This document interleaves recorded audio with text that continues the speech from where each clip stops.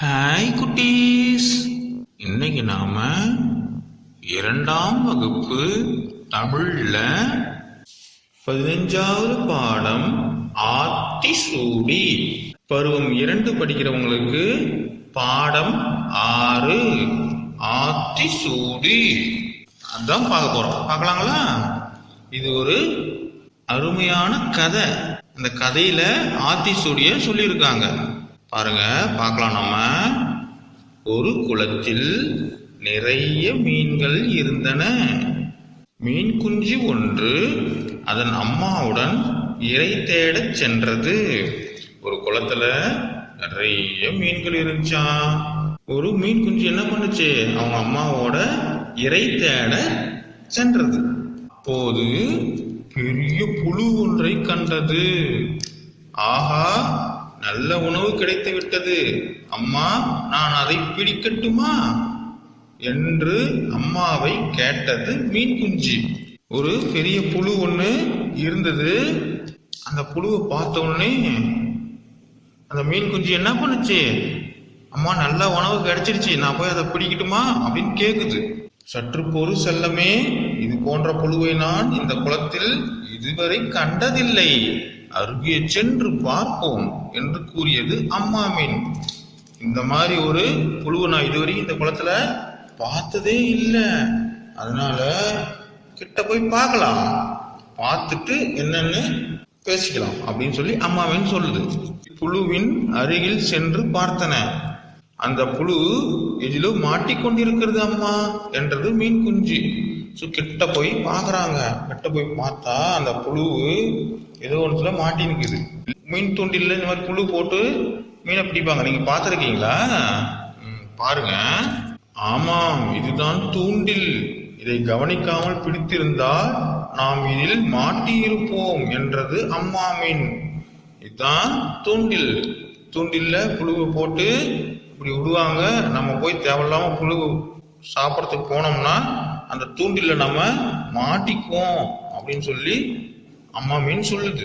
இனி உங்களைப் போலவே நானும் கவனமாய் இருப்பேன் அம்மா என்றது மீன் குஞ்சு. இனிமேல் நானு கவனமா இருப்பேன், ஜாக்கிரதையா இருப்போமா அப்படின்னு சொல்லி மீன் குஞ்சு சொல்லுது.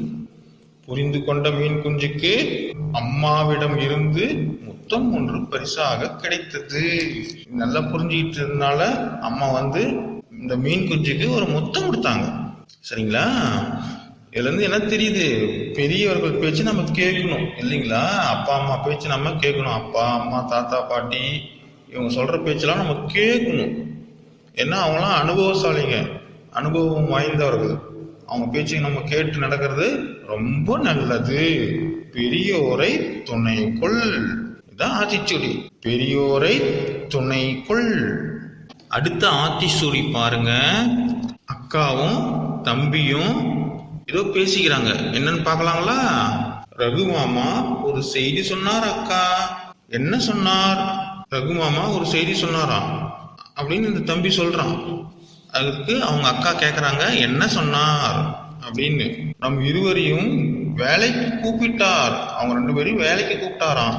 வேலைக்கா அப்படின்னு அக்கா கேக்குறா. ஆமாம், நம்மால் செய்யக்கூடிய எளிமையான வேலைதான் என்று கூறினார். நம்ம எளிமையா செய்யக்கூடிய வேலை தான், அந்த வேலை செய்யுங்க அப்படின்னு ரகு மாமா சொன்னாரு அப்படின்னு தம்பி சொல்றான். அப்படியா அப்படின்னு அக்கா கேக்குறா. ஆமாம், சாப்பிடும் தின்பண்டங்களும் கொடுப்பார்களாம். சாப்பிட்றதுக்கு தின்பண்டம் கொடுப்பாங்களாம் வேலை செஞ்சா. ஓ அப்படின்னு அக்கா சொல்றா. இப்பொழுது படிக்கிற வயது அல்லவா அப்படின்னு அக்கா கேக்குறாங்க. இப்ப படிக்கிற வயசு தானே அப்படின்னு. அதுக்கு இந்த தம்பி சொல்றான், பணமும் தருவாங்களாம். அவருக்கு என்னக்கா பதில் சொல்வது? தின்பண்டமும் தராங்க, பணமும் தராங்க, அவருக்கு நம்ம என்ன பதில் சொல்றது அப்படின்னு சொல்லி தம்பி கேக்குறான். அக்கா சொல்றாங்க, உங்கள் பிள்ளைகளைப் போலவே நாங்களும் படிக்கிறோம் என்று மாமாவிடம் சொல் அப்படின்னு அக்கா சொல்றாங்க. உங்க பையன் மாதிரியே நாங்களும் படிக்கிறோம் அப்படின்னு போய் சொல்லு அப்படின்னு சொல்லி அக்கா கோபமா சொல்லிடுறாங்க. சரியாக சொன்னாய் அக்கா அப்படின்னு இந்த தம்பி சொல்றான். சரியா சொல்லிட்டீங்க அப்படின்னு சொல்லிட்டு என்ன பண்ணணும்? இளமையில் கல், வேலைக்கு போகக்கூடாது. சரிங்களா? தின்பண்டம் தராங்க, பணம் தராங்க அப்படின்னு சொல்லிட்டுலாம் வேலைக்கு போகக்கூடாது. இளமையில் கல். இளமையில் கல். சரிங்களா?